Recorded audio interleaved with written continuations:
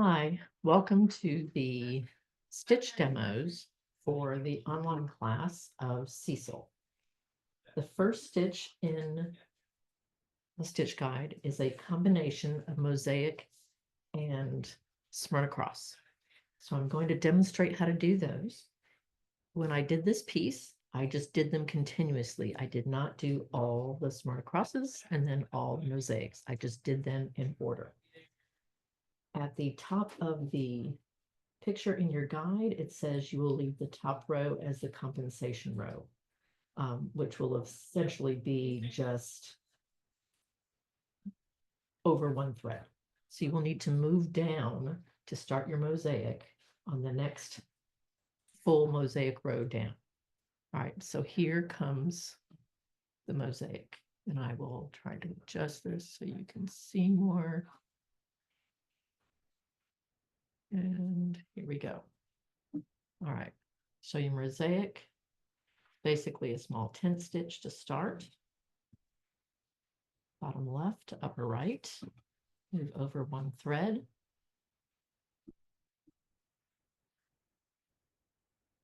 And go up from the one you did before.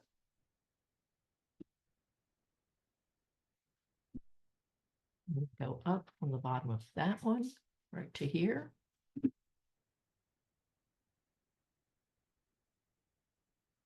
And do another small tent. That is your mosaic. Let's see if I can get this closer. I think that's about as good as it gets.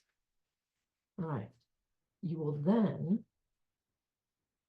skip two threads from the bottom here to start your Smyrna cross. You will essentially have a space. This is your space.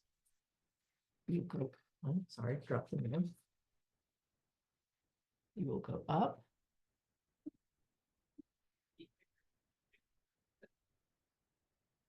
The diagonal, go here. You will then come up in this hole right there to make the cross.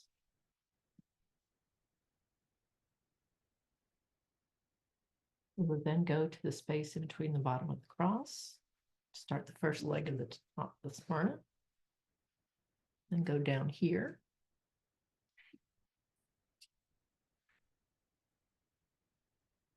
And we will come to the outside. And we'll go down in here. You will continue this pattern. When you get to the next row, you will drop down, and what should happen, and we're going to pretend this is a row. If you ended with a Smyrna, you will start the next row underneath or on top with a mosaic. So you will go here.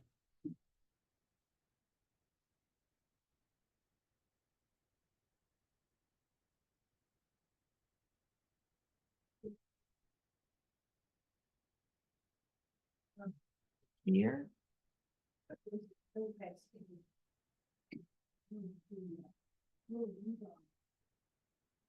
We'll go here.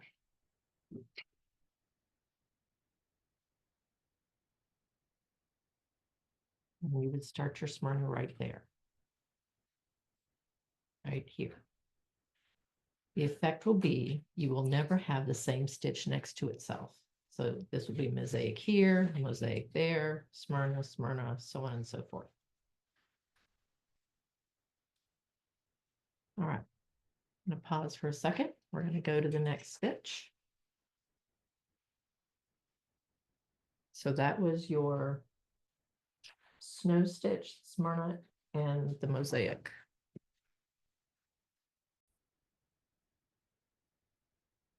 All right, this is the alternating oblong cross with many cross stitches inside of that. This is for his main body of his hat. When you start this stitch, it is important to start at the top white section of his hat. There should be a small brown one to the left of that, but we will not start there. Start at the top of the white part of his hat. You will start at the very top that row because you're going to get full oblong crosses there. If you start too far down, thinking you can only get a row there, it will mess you up. So please trust me when I say you're going to start at that top. Start with the there. Okay, sorry. So you go up. Let me make a knot in this real fast. I want to make sure everybody understands there is no compensation in his hat itself. You will only do compensation around the edges. You will get to a point where you're going to be running into, is this white going to encroach on the brown? And it may a tad. That's when you can make the bottom leg white or the top leg white, and then you will have brown for the other leg of that cross, that oblong cross. This is a knitted hat. It is not designed. It is designed to look a little wonky. So don't stress about those decisions. What I did to help lessen that stress is I treated each row, so the alternating brown, white, as one section. And then I completed the other. Then I went down to the next. So as I came across those areas of where I had to make a decision, it became easier. And if you don't like the effect for when you did it, take that stitch out and do the leg the other color. It is okay. So this is an interlocking stitch. So you need to work from the top down. If you work from the bottom up, you're going to be trying to come up into holes where there's a lot of thread, and this will not be a good time. So please trust me that you want to start from the top down. This stitch we're not going to do the bottom leg going from bottom left to top right as in a traditional cross. We're going to go from the bottom right to upper left, and we're going to do all of those legs first. So let me demonstrate. All right, so here is my starting stitch. That's number one. I'm going to go up. I'm going to go up 1, 2, 3, and over. Okay. I'm going to skip this hole, and then I'm going to go up 1, 2, 3, and over, which gives me that same space in between. It's not catching here. Okay. We're going to do several of these so we can show you the interlocking features. And like most stitches, once you see the pattern, you don't have to look quite as hard. One more. You done for me. All right, now we're going to go back the other way. We're going to go right next to this. So it is a tall cross. I have to remember to look at the camera so you can see where things are. There.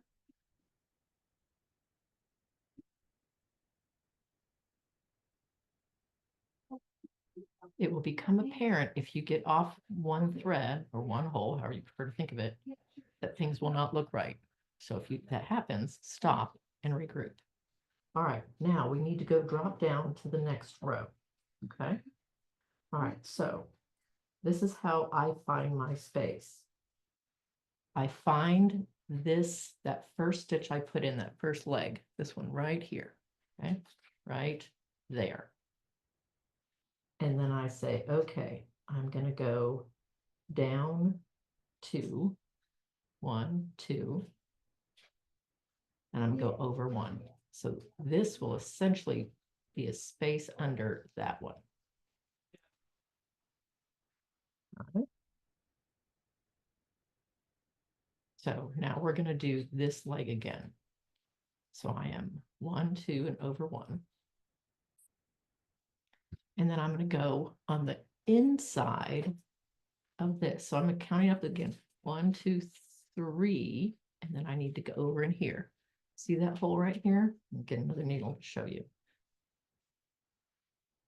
We're going right in there, okay?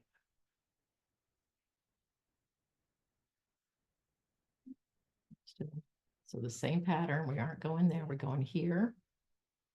And we're gonna find that hole right there. So it is interlocking right now.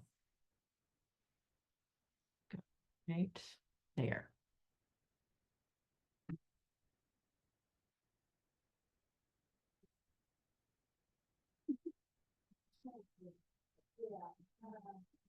One here.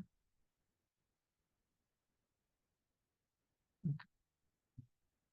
Then we're going to repeat the pattern down here. Okay.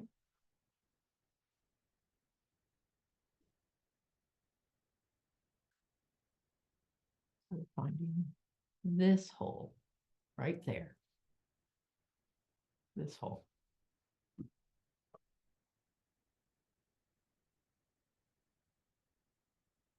I told everyone in class, if you don't like this or you are struggling, do something else. It's perfectly okay. All right. So that is the interlocking feature of this stitch. So then what will happen, I'm going to do 2 more down below so I can show you how it looks closed off. All right, so I'm going to come right here. I'm going to go in there, start to run out of this thread.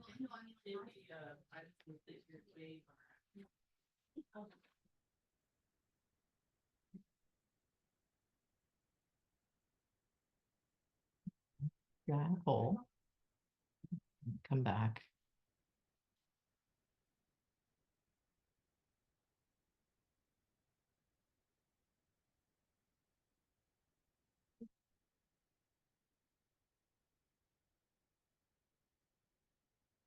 Alternating up long curves. Okay.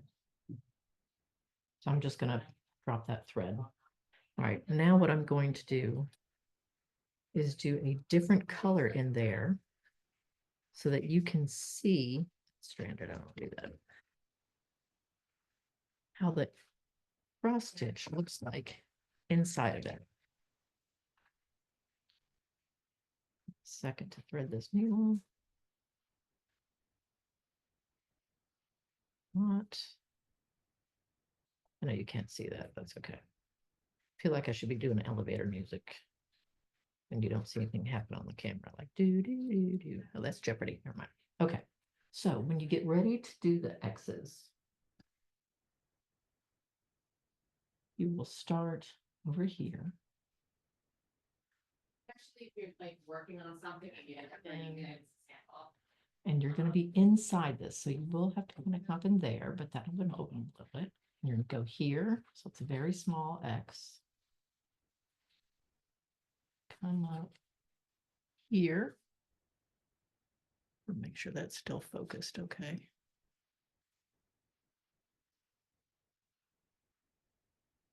And we're going here. Okay. So you have these little accents inside your X, your cross. You will do all of the alternating oblong crosses before you do the small cross stitches, because those are done with that petite silk lame or whatever your kit came with. You could choose to do beads. You could choose to do French knots. It would be entirely up to you. Okay. I'll do one more row so you can see how it looks when it's completely closed in.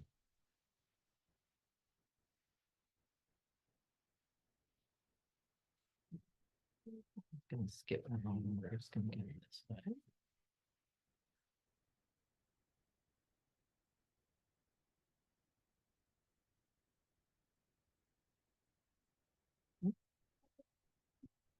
No, sorry.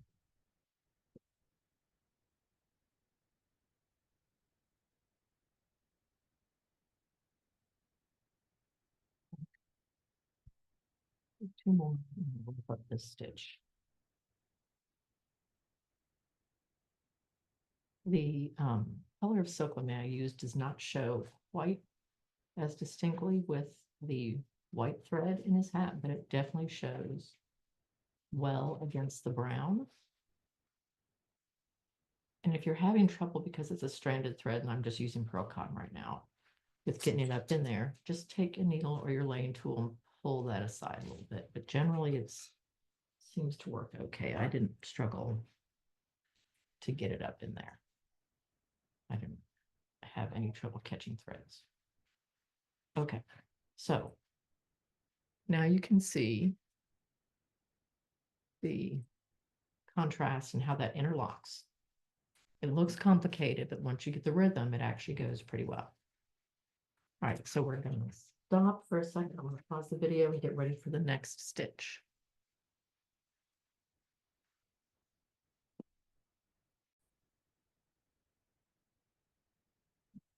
Now we're going to do the woven stitch, and this is used on several different places in his scarf and in the pink band of his hat. So with the pink band of his hat, it's going to be the neon raised ribbon. I highly suggest using a laying tool if you aren't doing so already, to keep that flat. When you move to his scarf, it will change to the vineyard silk pearls. So you can use that right off as it goes. It'll be the dark pink for the vineyard silk on his mane around his neck, and then for the part, the light pink, we'll do there. All right, so the woven stitch is almost like you took a cross stitch, took that top leg off and moved it a diagonal. It's quick and easy. So here we go. So I'm coming up, and then I'm going, and I say, all right, so when I did his hat, it will tell you where to start above his left eye, that pink band up there. The reason is that was the squarest rectangular even piece on his hat.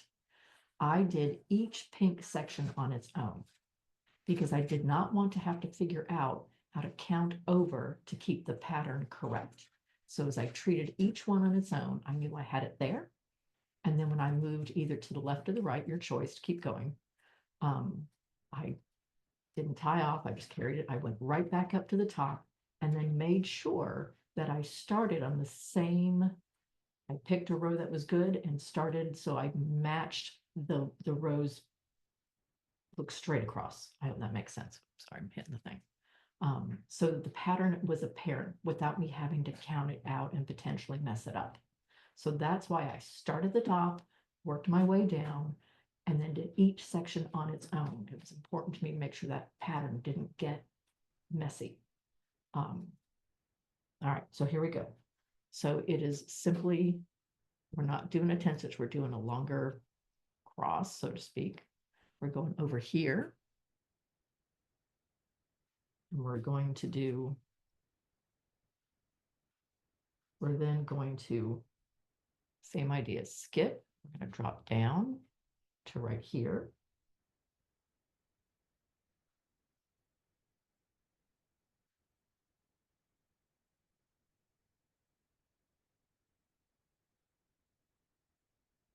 A couple rows of this.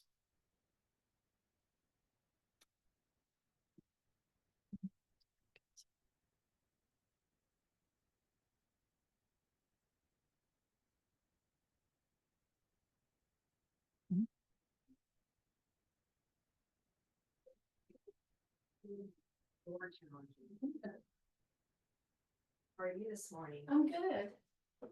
Okay. Good morning. All right. So then when we're going to go down, I'm going to drop down, take here.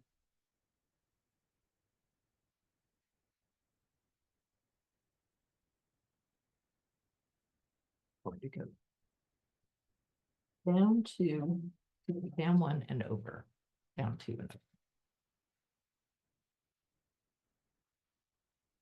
All right.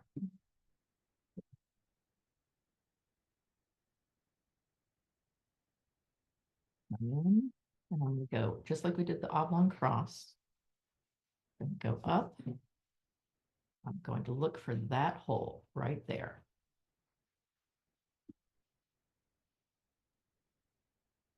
Skip that next space.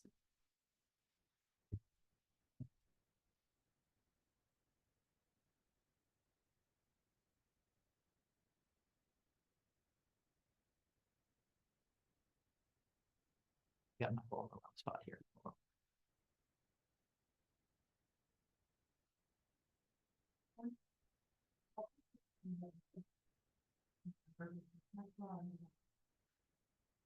Okay, one too many of them. See, even happens to the teachers. All right.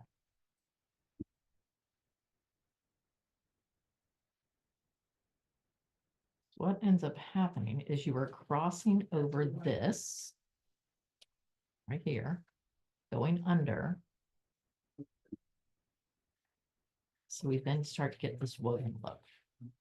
It's really tempting to go over to here, but make sure you get there.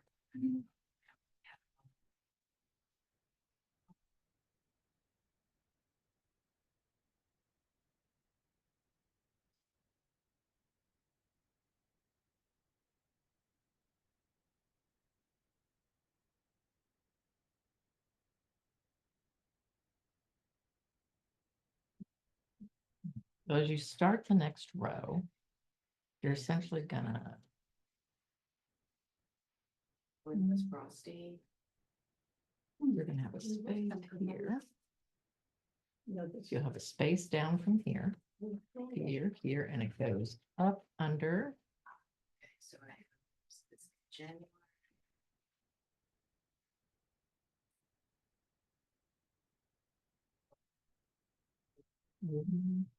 That hole. Okay, so hopefully that helps get the idea. Honeycomb was already there. Frosty the snow. So the other thing, I'm going to pause the class this so I can get ready for the next stitch. Okay, so now we're going to talk about the dark pink areas and the dark gray areas in his scarf. The dark pink, which is at the top of his hat band, and then the dark gray, which is in his scarf. When I originally did these, I was trying to do kind of a modified Kalem to make it look knitted, but it didn't turn out well unless it was really just a straight shot, and it's not. So here's what I'm recommending to the class to do instead. That is treat each section as its own and just do a 10th stitch in each one. So we're going to come up. Yeah, those had enough. Actually, pull that through, go up higher. Keep working our way down. So for one section, have it lean to the right. Oops. So it goes side to side. One that you have one that's written. So most of these are only a couple stitches wide, so that's why I'm just showing it to you like this. If it's wider, go more. I think I'm good as long as it's no matter where. So then just go there.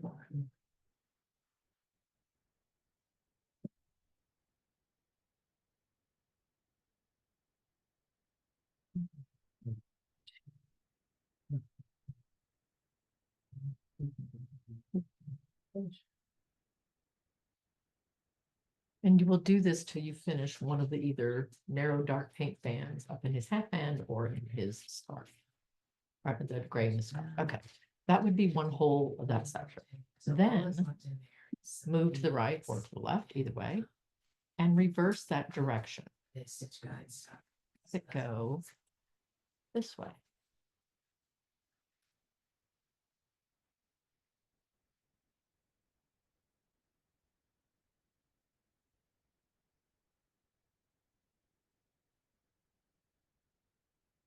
Okay. And what that will do is that will give the effect that I was originally going for, but make it less visually cluttered, for lack of a better word. It'll still give the effect of knitting and just alternate those between each section. So you would have one section going that way, one section going that way, another section going that way, another section going that way. And that will still give the effect, but less, the eyes don't struggle to land on it as hard. Okay, I'm gonna pause and then we'll go to the next stitch.